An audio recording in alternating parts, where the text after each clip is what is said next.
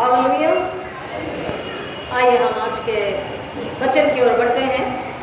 पवित्र बाइबल में से भजन संहिता 24:1, Psalm 24:1, ज़बूर 24:1। पृथ्वी और जो कुछ उसमें है यहोवा ही का है, जगत और वे सब भी जो उसमें रहते हैं। आइए दुआ करें। मेरे मुंह के शब्द, हमारे हृदय के विचार खुदावन आपको कबूल हो। हमारे दरगद चट्टान, हमारी डाल, हमारा किला, इसलिए मांगते हैं शायद पवित्र आत्मा के जरिए आप हमारी अगुवाई कीजिए, हमारी सहायता कीजिए। मेरे होठों को अग्नि से छूकर आप मुझ में होकर बात कीजिए।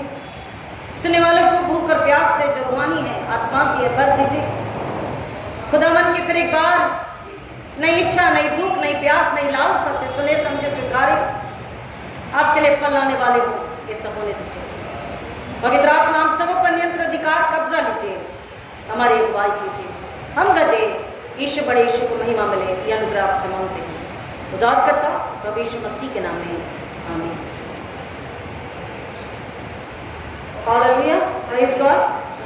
खुदा का शुक्र करेंगे आज के पाक पवित्र दिन के लिए, जिस फिर एक बार हमें सुंदर मौका मिला कि हम उसके घर में आए, उसकी इबादत करें, उसका धन्यवाद करें, अपने आप को जांचे परखें, अपनी तकलीफों को, अपने बोझ को, अपनी परेशानी को, अपनी कमजोरी को, अपनी लाचारी को उसके कदमों में रखें और वो जो रूहानी आसमानी स्वर का जो दे रहा है उसे हम लें और फिर एक बार अपने आप को तैयार करें कि इस दुनिया में एक रूह को हम तसल्ली, सुकून, खुशहाली, आनंद बांट सके। हालेलुया। हम किसी एक की मदद कर सके, किसी एक को अच्छी सलाह दे सके। आमीन। जैसा कि हमने अनाउंस किया था कि आज स्टुअर्डशिप एंड लोकल सपोर्ट संडे है और उसी पर आज हम कलाम को सुनेंगे और ऑफरिंग के समय आपके पास हदिया के वक्त में हदिया तो होगा, लेकिन एक लिफाफा भी आपके पास में होगा, तो स्पेशल ऑफरिंग भी हमें डालना है कि ताकि जब बॉम्बे रीजनल कॉन्फ्रेंस में स्टुअर्डशिप एंड लोकल सपोर्ट के लिए हमसे पूछा जाता है क्या आपने उस दिन को मनाया और क्या आपने मदद भेजी, तो इसलिए ऑफरिंग उन्हें हम भेज सकते हैं ताकि वहाँ जहाँ सुसमाचार प्रचार हो रहा है लेकिन कुछ भी मदद नहीं पहुँच रही, ऐसी जगह पर वो मदद पहुँचाई जा सके और हम अपने से की आशा को पा सकें। सो लिफाफे आपके पास आएंगे, सो थोड़ा आश्चर्यचकित मत होइएगा, इसलिए पहले ही बता दिया कि आज जो हम दिन बना रहे हैं वो है स्टुअर्डशिप। स्टुअर्डशिप का मतलब क्या है? स्टुअर्ड का मतलब क्या है? हम सभी जानते हैं स्टुअर्ड का मतलब भंडारी, प्रबंधक, manager, the one who manages very properly। प्रबंधक, कोषाध्यक्ष, भंडारी, मैनेजर, स्टुअर्ड, ऐसे कई सारे नाम दिए गए। अब ये दिन क्यों हम मनाते? क्या मेथोडिस्ट चर्च के कैलेंडर में जितने दिन बताए गए हैं वो अपनी मर्जी से डाले गए हैं? कोई बताएं? अपनी मर्जी से बनाए गए मैथोडिस्ट कैलेंडर? आप बहुत वर्षों से मैथोडिस्ट के मेंबर हैं, तो बताइए कि जितने दिन हम मनाते हैं क्या अपनी मर्जी से डाले गए हैं? जैसे आज का दिन है स्टुअर्डशिप एंड लोकल सपोर्ट संडे, तो ये क्या अपनी मर्जी से मेथोडिस्ट चर्च के कैलेंडर में डाला गया है? कोई भी जवाब नहीं देगा। क्यों डरते हैं इतना?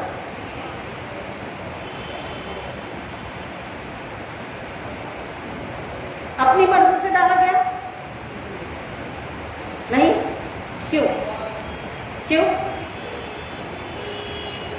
अगर कोई पूछे तो जवाब क्या है? बहुत सिंपल आंसर है। अभी मैंने वचन को पढ़ा कि पृथ्वी और जो कुछ उसमें है यहोवा ही का है। जगत और वे सब भी जो उस पे रहते हैं, हालेलुया, सब कुछ, each and everything belongs to God Yahweh, God Almighty। तो हमारा क्या है? उत्पत्ति को अगर हम पढ़ते हैं तो उत्पत्ति को पहला अध्याय और उसके कुछ वचन आएंगे मेरे साथ में उत्पत्ति में, जेनेसिस फर्स्ट चैप्टर।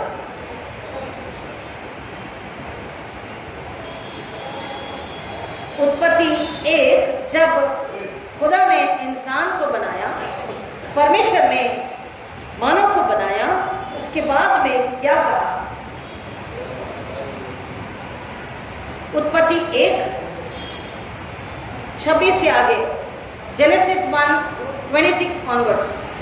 फिर परमेश्वर ने कहा, हम मनुष्य को अपने स्वरूप में अपनी समानता के अनुसार बनाए, और वे समुद्र की मछलियां और आकाश के पक्षियों तथा घरेलू पशुओं और सारी पृथ्वी और हर एक रहने वाले जंतु पर जो पृथ्वी पर रहता है प्रभुता करे।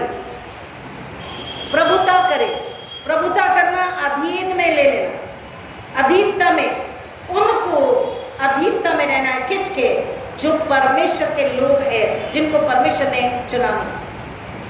और परमेश्वर ने मनुष्य को अपने स्वरूप में सृजा, अपने स्वरूप में परमेश्वर ने उसको सृजा और नर और नारी करके उसकी सृष्टि की। परमेश्वर ने उन्हें आशीष दी। क्या दिया परमेश्वर ने? आशीष दी।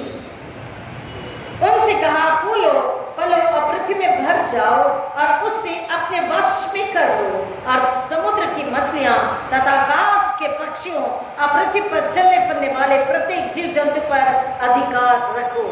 जब परमेश्वर ने हमें बनाया तो बना करके हमें एक काम, एक उद्देश्य दिया, एक पर्पस के साथ में, कि उसके हाथ की जो सृष्टि है, रचना है, उस पर केवल डोमिनियन यानी कि अधिकार ही नहीं रखना है, प्रभुता ही नहीं जमाना है, उसे केवल अपने अधीनता में ही नहीं रखना है, लेकिन उसकी देखरेख करनी है। उसकी क्या करनी है? देखरेख करनी है, जैसा उसने हमें सौंपा है, जैसा परमेश्वर ने उस सृष्टि को हमें सौंपा है। समुद्र, उड़ने वाले पक्षी, समुद्र में और जमीन पर रहने वाले जलचर प्राणी, जानवर, पौधे, पेड़, एनवायरमेंट, सब पर उसने क्या दिया है? हमें अधिकार दिया है।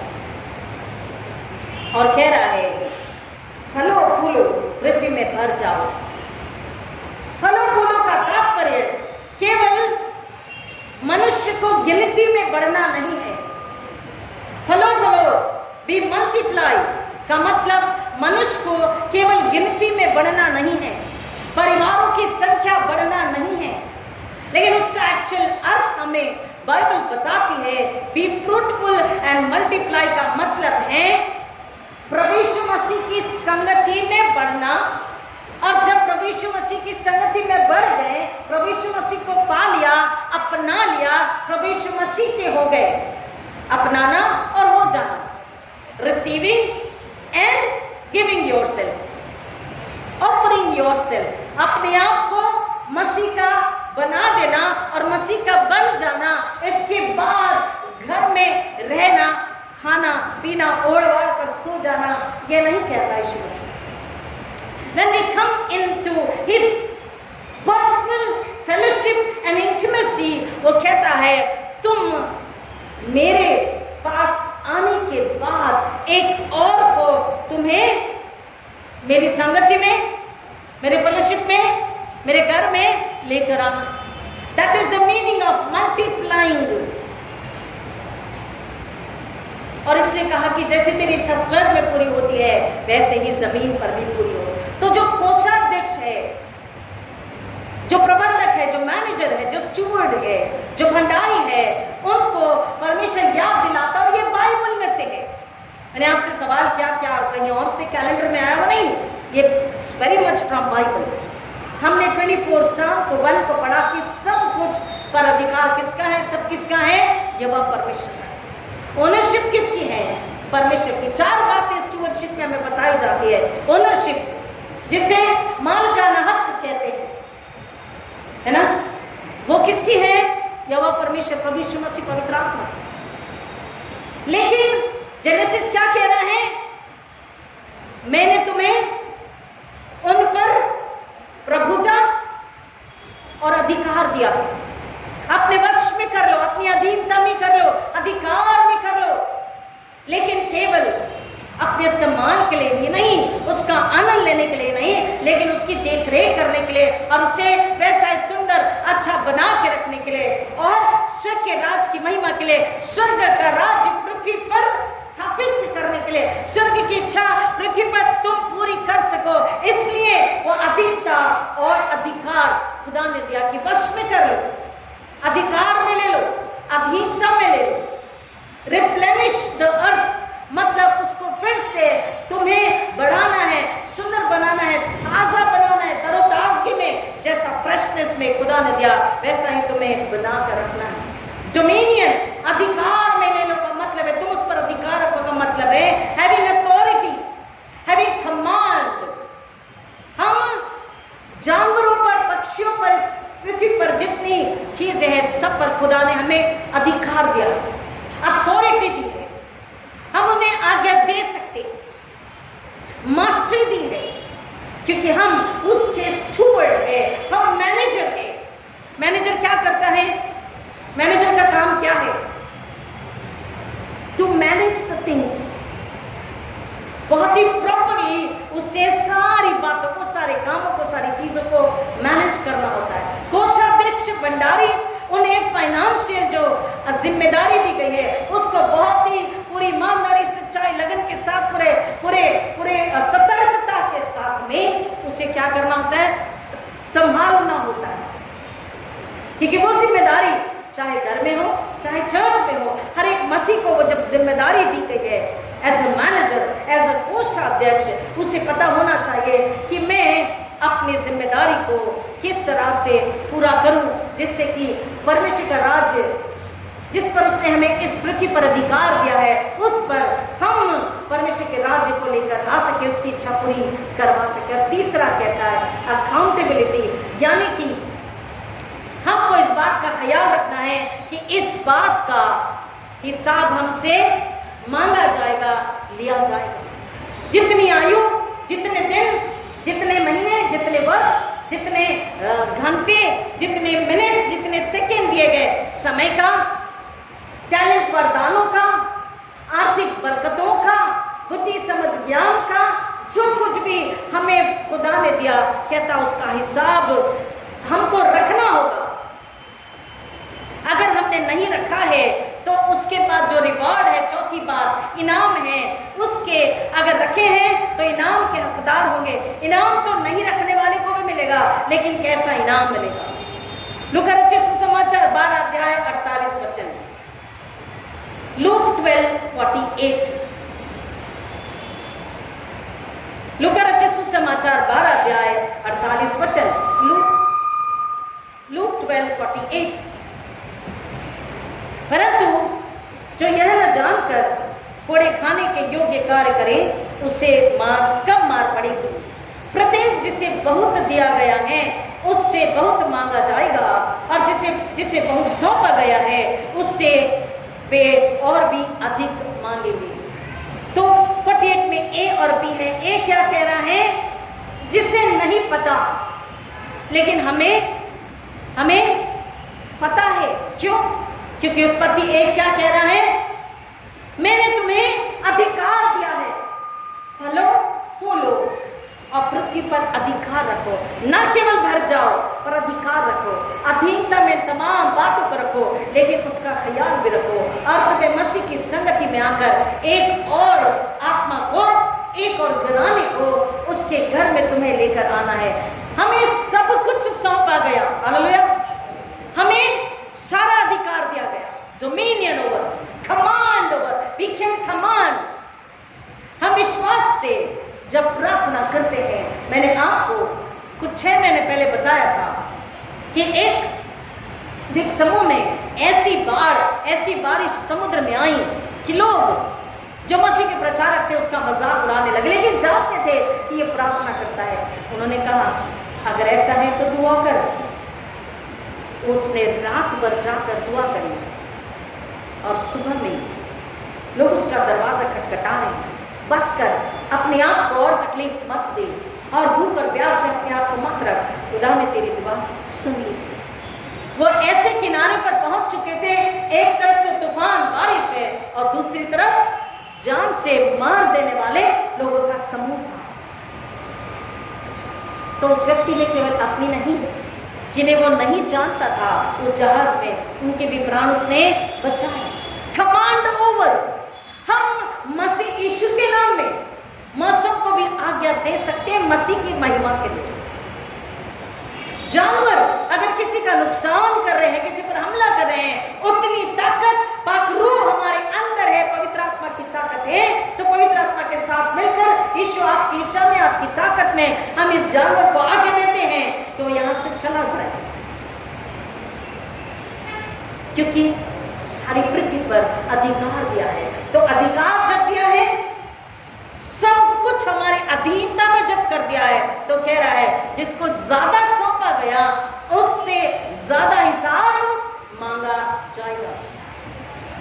एक व्यक्ति की कहानी हम सभी जानते हैं, लूका रचित सुसमाचार में 12वें अध्याय में, जिसने अपनी अटारी पर बहुत सारा अनाज जमा के रख लिया और अपने प्राणों से कहता है मेरे प्राण खा पी और खुश रहे, अब तुझे किसी बात की चिंता करने की जरूरत नहीं है।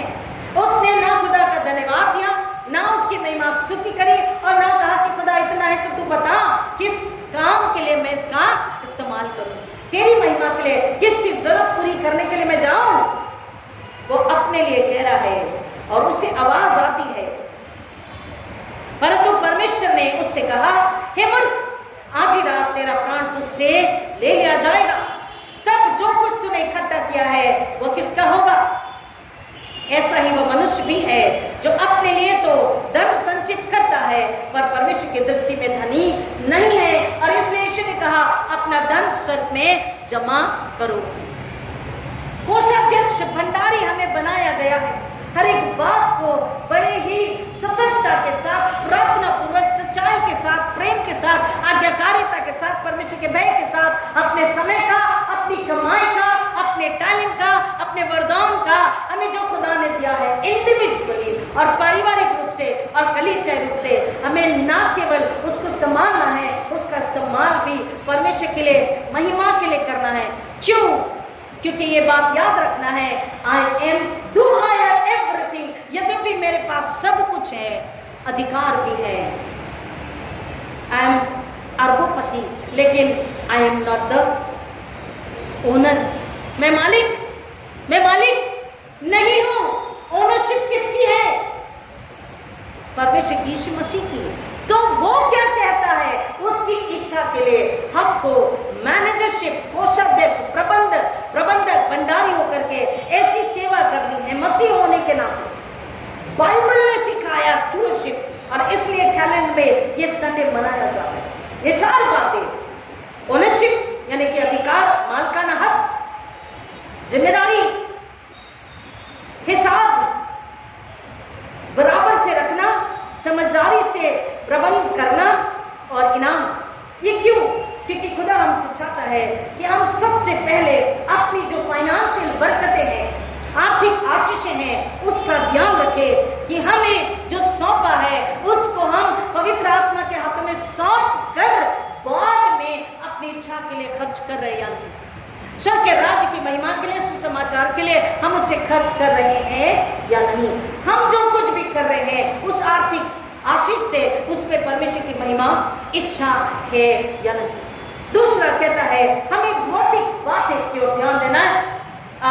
हमें जो मटेरियल स्टूअरशिप यानी कि भौतिक आशीष जो मिली है, अर्थात हमारा घर, हमारी प्रॉपर्टी, कार, बंगला, जमीनें, सोना, चांदी, हीरे, मोती, जो कुछ भी हमारे पास है, कह रहा इस संपत्ति का आनंद लेते हुए ध्यान रखना है कि एक न्यायालय में हमें खड़े होना पड़ेगा और यीशु मसीह हमारा न्याय लेंगे, हमसे पूछेंगे कि तुमने इसको किस काम के लिए, किस बात के लिए, क्या केवल अपनी इच्छा के लिए, क्या केवल अपने खुशी आनंद के लिए, क्या केवल अपने आनंद से भोग के लिए, अपने आप को खुश अपने घराने के लिए, या फिर तुमने मेरे स्वर्ग राज की महिमा के लिए, स्वर्ग का राज्य पृथ्वी पर स्थापित हो, मेरी इच्छा जैसे स्वर्ग में पूरी होती है जमीन में भी पूरी हो, क्या उसके लिए तुमने अपने प्लॉट, घर, पैसे, सोना चांदी, इसका तुमने इस्तेमाल किया? क्या उसका प्रबंध प्रॉपरली किया? वो ये नहीं कहता तुम अच्छे घरों में मत रहो, वो ये नहीं कहता तुम अच्छा मत पहनो, वो ये नहीं कहता तुम अच्छा मत खाओ, वो ये नहीं कहता कि तुम अच्छी जगहों में मत रहो, मत घूमो फिरो, लेकिन वो कहता है अकाउंटेबिलिटी। याद रखना कि हिसाब लिया जाएगा, और हिसाब में अगर खरे नहीं उतरेंगे तो जो स्वर्ग में घर है वो नहीं मिलेगा। तो फिर कहां जाएगी रूहें? फिर कहां जाएगी? फिर घर कहां मिलेगा? आगे हम सुनेंगे। उसके बाद है, वो कहता है जो परमेश्वर ने हमें समय दिया, 80 साल, 90 साल, 50 साल, 40 साल, 30 साल, जो भी हमारी आयु है, उस आयु में उतने वर्ष, उतने दिन, उतने घंटे और उतने मिनट्स, उतने सेकंड में हमने उस समय का इस्तेमाल प्रार्थना के लिए, धन्यवाद के लिए, स्तुति के लिए, आराधना के लिए, दूसरों के लिए प्रार्थना करने के लिए, दूसरों की जान रूह को बचाने के लिए, सुसमाचार के लिए, परमेश्वर की महिमा के लिए, स्वर्गराज के लिए किया, या वो समय केवल हमने अपने लिए, अपने आनंद के लिए, अपनी इच्छा से खर्च किया? परमेश्वर का वचन कहता है कि जितने परमेश्वर के दास दासियां बाइबल में होकर गए, वो समय अधिक से अधिक कहां गुजारते थे? परमेश्वर की संगति में, या परमेश्वर की संगति में, प्रार्थना में, दुआ में, देने में, धन्यवाद में, स्तुति में, और इसलिए कह रहा है वो कई गुना आशीष के हकदार हुए। हमें भी अपने समय का ख्याल रखना है। साल के 365 दिन में 54 शायद संडेज होते हैं, if I'm not wrong, am I right? 54, 52 सही है या 54 सही है? किसका मैथमेटिक्स सही है? 364 डेज, एक महीना 28 का होता है, बहुत कम 29 का आता है। देन 30 and 31, 30 और 31 का महीना होता है। So how many Sundays? 50, 52, इसमें भी कंफ्यूज है। उन तमाम रविवारों में हमने कितना समय खुदा की संगति में गुजारा, उसकी महिमा के लिए, उसके आदर के लिए, उसके कामों के लिए, उसकी सेवा के लिए हमने गुजारा। अब रही बात सिर्फ संडे की नहीं, बाकी 6 दिन हमने किस तरह से घर में, ऑफिस में, ट्यूशन में, स्कूल में, कॉलेज में, स्पोर्ट्स के टाइम पर, हर जगह पर हमने अपने समय का प्रबंध कैसे किया। We all are stewards, तो हमको मैनेजमेंट करना आना चाहिए। अपने समय को किस तरह से टाइम टेबल बनाकर कि वो समय न केवल खाना बनाने, पढ़ाई करने, मित्रों से मिलने, रिश्तेदारों से मिलने, बात करने, फोन अटेंड करने, नौकरी करने, ट्यूशन, कॉलेज, सब के साथ साथ एक और है जो हमारे फोन कॉल का इंतजार करता है, जो हमारी संगति का भूखा प्यासा है। एक और है जो हमसे बेपनाह मोहब्बत करता है। एक और है जिसको हमें सुनना है, जिसको हमें देना है, जिसको हमें भरना है। एक और है जो आज की जरूरत के बारे में, आने वाली विपत्ति के विषय बताना चाह रहा है, वो वेट कर रहा है हम उसके पास आए। पवित्र आत्मा की संगति में समय गुजारना है, तो हमें टाइम का मैनेजमेंट करना भी आना चाहिए, क्योंकि परमेश्वर यीशु मसीह के जरिए इस बात का भी हिसाब लेने वाले हैं। और फिर कहता है एनवायरमेंट, यानी कि जो वातावरण, जो परमेश्वर ने प्रकृति हमें दी है। हम लोग जब भी, आज भी हम जब निकले तो मैं कह रही थी कि दूर दूर तक पहाड़ और पहाड़ियां कट जा रही है। जहां देखो वहां पहाड़ियां कट चुकी है, ट्रक लगे हैं, वहां से वहां पहाड़ की मिट्टी और पत्थर लेके जाया जा रहा है। मैं हर समय सोचती हूँ, मैं हमेशा बोलती कि बेटा तो ऐसा तो नहीं है कि कुछ समय बाद पृथ्वी जो है पूरी समतल हो जाए, पहाड़ तो दिखेंगे नहीं, क्योंकि पहाड़ कट चुकी है, पहाड़ियां कट चुकी है, बस अपार्टमेंट्स वहां पर टाउनशिप बनाई जा रही है। तो हमारी जिम्मेदारी क्या है? पेड़ पौधे ये भी नष्ट होते जा रहे हैं, और जब पहाड़ और पेड़ पौधे नहीं रहेंगे तो आप देख रहे हैं कि बारिश के बावजूद भी गर्मी उतनी ही बनी है। ये क्यों? क्योंकि पेड़ पौधे, हरियाली, समुद्र, नदी सब कुछ खत्म हो चुका है। पहाड़ियां काटी जा रही दिन हर प्रतिदिन, पेड़ पौधे लगाए नहीं जा रहे, उखाड़े जा रहे, और इस वजह से नदियां भी सूख, पानी सूखता जा रहा है। कुछ समय बाद पानी की इतनी किल्लत होगी कि हम सोच भी नहीं सकते। लेकिन आज अगर हम वक्त रहते वहां नहीं जा सकते, उस पहाड़ी को कटने, पेड़ कटने से रोक नहीं सकते, लेकिन घर पे बैठे घुटनों पर आकर दुआ जरूर कर सकते हैं, क्योंकि दुआ में वो ताकत है कि वो दुआ बड़ी से बड़ी मुश्किलात को, पहाड़ जैसी मुश्किलात को दूर करती है, बंधनों को तोड़ती। हमारी दुआ उन लोगों को समझ बुझ दे सकती है जो ये गलत काम को करते हैं। जितनी जरूरत है उससे ज्यादा अगर पेड़ काटे जाएं, पहाड़ियां कट जाएं, तो हमें ही तकलीफ होगी। खुदा ने हमें क्या दिया? जिम्मेदारी दी, अधिकार दिया है, अधीनता में लिखा है। हमें लोगों को सजग करना है, जागरूक करना है, अलर्ट करना है कि वो ऐसा करने से रुकें। और उसके बाद आत्मिक जिम्मेदारी है कि हमें सुसमाचार देना है और आत्मा को मसीह के चरणों में, उसके घर में लेकर आना है। हम उस परमेश्वर के साथ विश्वास में, उसकी संगति में बने रहें, और हम दूसरे लोगों को नाश होने से बचाने के लिए दुआ भी करें और उन्हें सुसमाचार भी दें। और लास्ट 7वां रिलेशनशिप, हमें सच्चे और विश्वास योग्य और हेल्दी अच्छे रिश्ते लोगों से बनाने हैं, चाहे वो गैर मसीह हो चाहे मसीह हो, खास तौर पर गैर मसीहों से, कि वो हम में मसीह को देख सके, मसीह को जान सके, मसीह को सुन सके, मसीह को समझ सके, और हम अपने जीवन में जो आशीष खुदा ने दी है उसके अच्छे सच्चे भंडारी साबित हो सके, ताकि हम इनाम के हकदार बन सके। मत्ती रचित सुसमाचार उसका 25 अध्याय 21, 23 और 30, मैथ्यू 25, 21, 23 एंड 30। इनाम,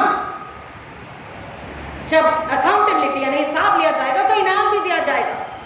जब बच्चे को आप 10 रुपया देते हैं, अब 10 रुपये का तो जमाना है नहीं, अगर आपने उसे 10 रुपये दिया, 50 रुपये, 100 रुपये दिया, उससे कहा बेटा 1 किलो शक्कर ले आओ, 1 पेस्ट ले आओ, हरी मिर्ची धनिया ले आओ 10-10 रुपये का, पहले तो उसे शर्म आएगी 10 रुपये धनिया में, नेवर।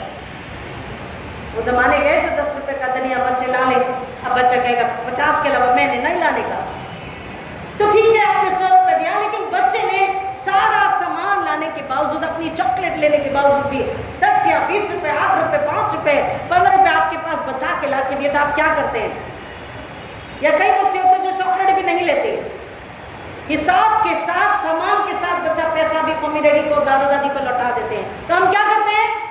कई बार माँ बाप खुश होकर वो 10 रुपया, वो 5 रुपया इनाम में, बेटा पूरी ईमानदारी से तुमने काम किया, ये तुम रख लो, तुम जाके चॉकलेट खा लेना, या अपने जिसे कहते हैं ना वो गुल्लक होता है, गुल्लक में रख देना इनाम। देखिए 21 वचन क्या कह रहा, मत्ती 25-21। उसके स्वामी ने उससे कहा, शाबाश है अच्छे और विश्वासयोग्य के दास, तू थोड़े ही में विश्वास योग्य रहा, मैं तुझे बहुत वस्तुओं का अधिकारी ठहराऊंगा, अपने स्वामी के आनंद में सहभागी हो। जब हमारे पास जो है उसमें हाथ खींच खींच कर, रो रो कर, सोच सोच कर हम खुदा के राज के लिए खर्च करते हैं, अर्थात हम उस पर समर्पित नहीं है, हमें बार बार चिंतित होना पड़ता, मांगना पड़ता। लेकिन अगर हम पूरी तरह से समर्पित हैं तो मांगने की और चिंता करने की बारी ही नहीं आती, अवसर ही नहीं आता, क्योंकि हम अपने शारीरिक, मानसिक, आत्मिक, आर्थिक, पारिवारिक, सामाजिक सब जरूरतों के लिए हम उस पर बिंदास, बिना हिचकिचाहट के निर्भर रहते हैं, और उचित समय पर हमारी जरूरत पर खुदा उसे अपने आप पूरा करता है। हालेलुया।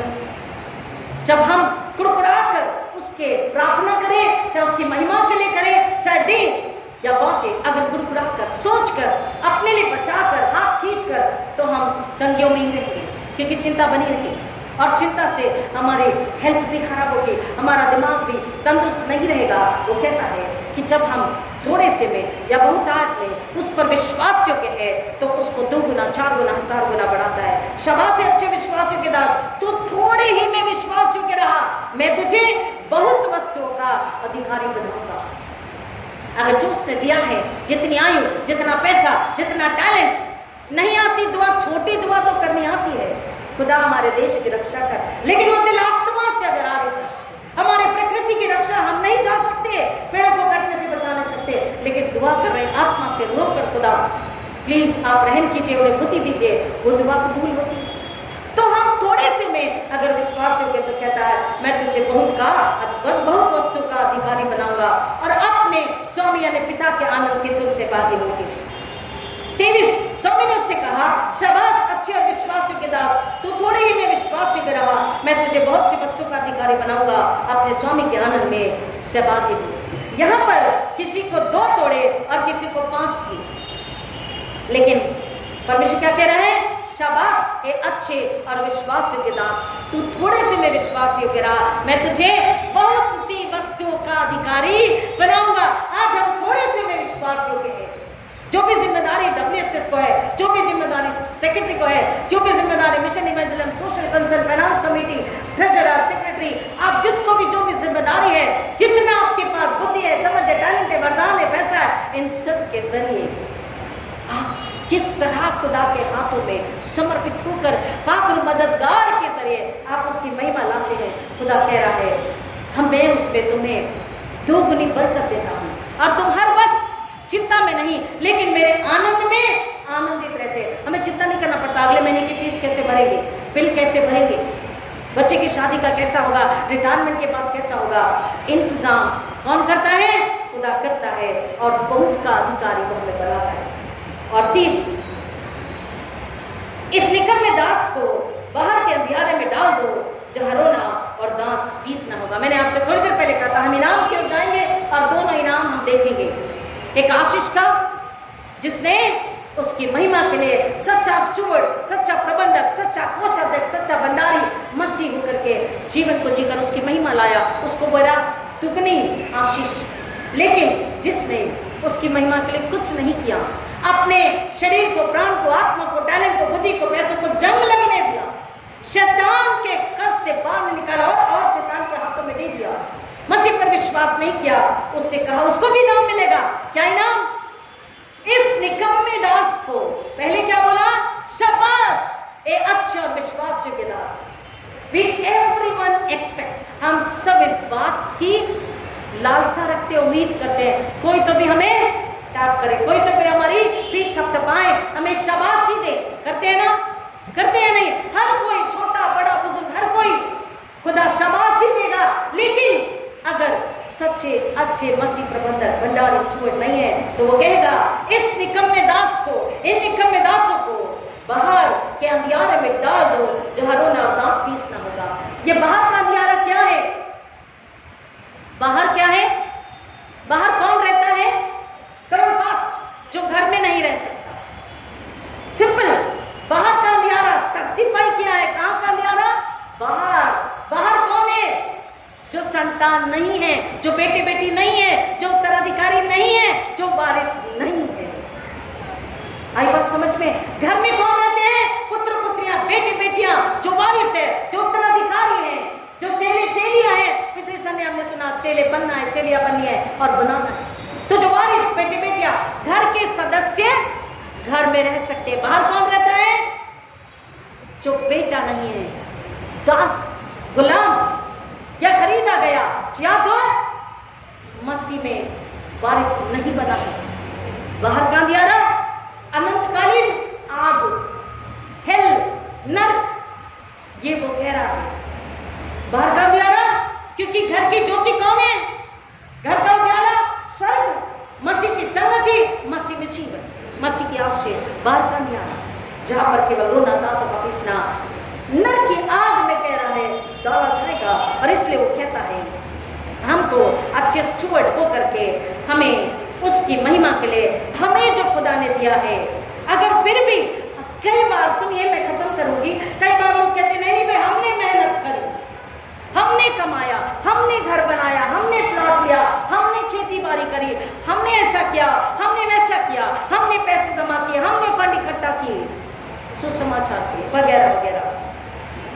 अगर हमें कभी ऐसा लगे तो पाक कलाम पवित्र बाइबल आएंगे मेरे साथ में, पहला इतिहास 29 अध्याय, फर्स्ट क्रॉनिकल 29 चैप्टर, पहला इतिहास 29वां अध्याय, फर्स्ट क्रॉनिकल 29 चैप्टर, उसका 10, 11, 12। तब समस्त मंडली के सामने दाऊद ने परमेश्वर को धन्यवाद दिया और दाऊद ने कहा, हे यहोवा इस्राएल के परमेश्वर, हमारे पिता, तू अनादिकाल से अनंत काल तक धन्य है। ध्यान से सुनिए दूसरा आगे का वचन, हे यहोवा महिमा, सुनिए परमेश्वर का जो ओनरशिप है, हे यहोवा महिमा, सामर्थ, गौरव, विजय एवं ऐश्वर्य तेरी है। अगर हम बोस्टिंग करें, क्रेडिट लेना चाहे, महिमा लेना चाहे, तो कहता है all the credit, all the glory, all the honour belongs to God almighty Yahweh. हे यहोवा महिमा, सामर्थ, गौरव, विजय, ऐश्वर्य तेरी है, क्योंकि आकाश और पृथ्वी में की समस्त वस्तुएं तेरी ही है। Everything upon the earth and in heaven, आकाश और पृथ्वी पे सब किसका है? परमेश्वर के हाथों का है। हे यहोवा राज्य तेरा ही है और तू ही सबों के ऊपर प्रधान एवं महान ठहरा है। Kingdom belongs to Jesus Christ, he is the king, he is the owner.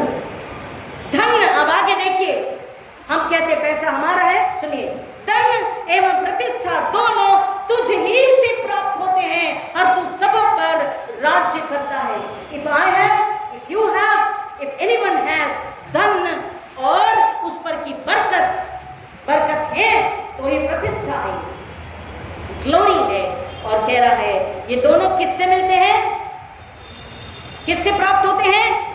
यहोवा परमेश्वर से। प्रभु यीशु मसीह के अनुग्रह में धन, प्रतिष्ठा, ग्लोरी उसी से प्राप्त होती है और उन सब पर परमेश्वर तू राज्य करता है।